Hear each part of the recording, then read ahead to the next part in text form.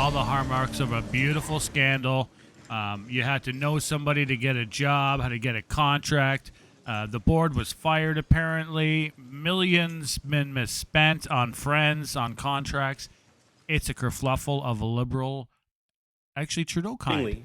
Check it out. I remember fondly in 2015 that the Prime Minister mentioned repeatedly that committees would be independent of the government, and he made a promise that parliamentary secretaries would not be sitting at committee tables because he wanted to have them at arm's length from the government. Obviously, that is not the case at all. So I don't take Mr. Turnbull's. I agree with Mr. Turnbull that there is some work being done already in respect to this motion, but it is this committee with the responsibility under the standing orders to review and approve of how money to SDTC is being spent.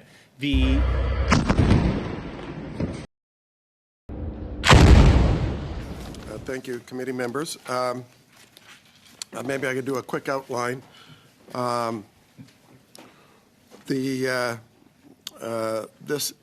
company, this SDTC, is actually set up arm's length, as we know from the government. It's not like a crown corporation. It's a separate foundation. It was set up in 2001. And about 10, 12 years ago, it was a bit of a mess. And so the government of the day changed the board, brought in a board chair to clean it up, who hired a new president to try clean it up. And it got a governance gold star from the Auditor General in 2017 for governance. In 2019, on a week's notice, the former Minister of Industry changed the board chair and a couple of members on 1 week's notice to the current chair. And the result of that has been a restructuring of a number of the funds and the investment processes. Now, in my view, the current chair should have never been appointed. She had a conflict of interest going in that SDTC had given her company already a $9.5 million grant, which had to have continued follow-up from the company. And this set a different tone for the organization about conflicts of interest. As a result of that, a number of whistleblowers came to the minister and to the Privy Council office in January to outline a whole series of questionable transactions and relationships between the board and a number of the companies that are not only receiving grants from this organization, but also the companies that are hired from the outside to do evaluations of each grant proposal and their questionable relationships with board members. And as we know, when you sit on a corporate board, and I've sat on private and Crown Corporation boards, it's not just about a real conflict of interest, it's about the perceived conflicts of interest. Those are just as important in our business as well.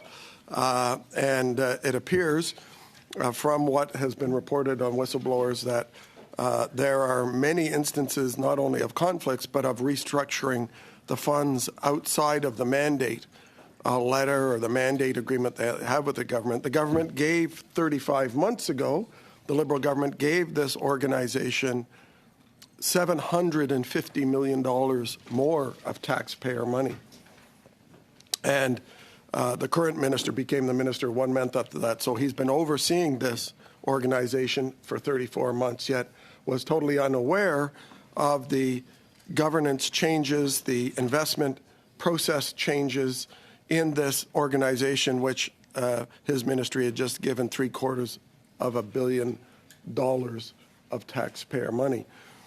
So the result of those whistleblower comments, and I'll outline, those whistleblowers are doing something unusual because they're not protected by government whistleblower policy, which is an issue.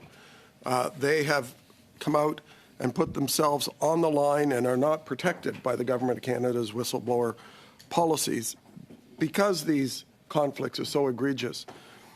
As such, as the committee that's responsible for the operations or the reporting of the operations of the industry department, otherwise known as ISED, the minister, all its Crown corporations, its agencies, and its estimates, financial estimates, which includes the financial accounting and public accounts of the expenditures of ISED and all its organizations, including SDTC.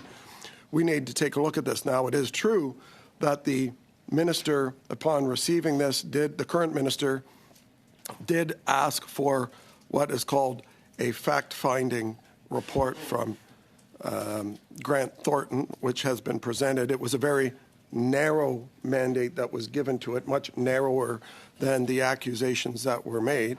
But we do also know from the media last week that a number of senior ISED officials called this the greatest sponsorship, greatest scandal we have in the government of taxpayer money, maybe $100 million or more of taxpayer money allocated in a conflict since the sponsorship scandal of the Chrétien government.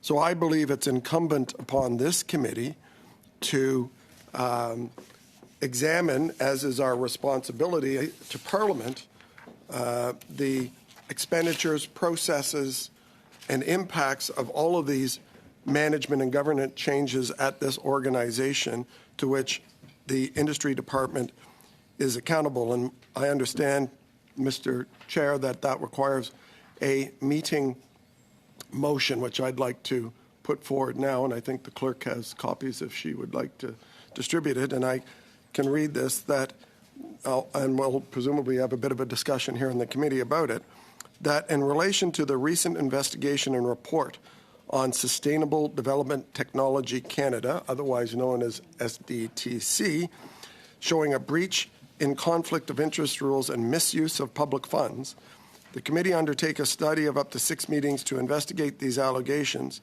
and the committee invite the following witnesses to appear before the committee: François-Philippe Champagne, Minister of Innovation, Science and Industry; Doug McConchie, Chief Financial Officer and Assistant Deputy Minister and Corporate Services at Innovation, Science and Economic Development Canada; Annette Pasharian, it says here former chair, she's the current chair of SDTC, so that's a typo on the written one.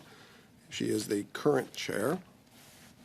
Whistleblowers who have come forward, and any other witnesses deemed relevant to the study put forward by parties. I would probably also put forward the president of SDTC as a witness we should hear from.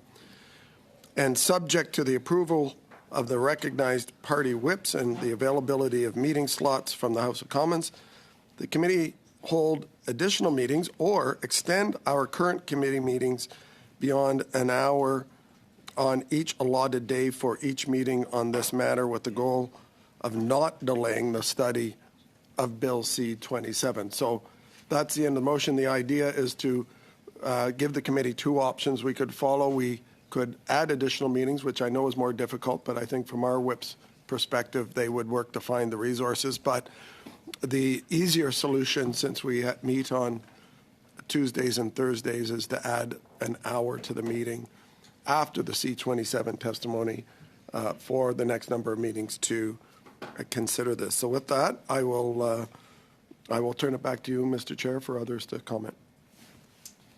I've got Mr. Massé and Mr. Lemire, but just for precision, Mr. Perkins, you're asking for one more, like one possibility you've highlighted in the motion is 1 more hour at the end of meetings. Would that count as one meeting? Yes. By the terms of your Yes. motion, because usually meetings are 2 hours. So Yes. Okay. I've got Mr. Massé, Mr. Lemire, Mr. Turnbull. Yeah. Thank you, Mr. Chair, and thanks for agreeing to start this discussion on this with the motion that we can work with. I agreed to this meeting because a couple of things. My interest over whistleblowers and protecting them. I've talked to some of the former employees here.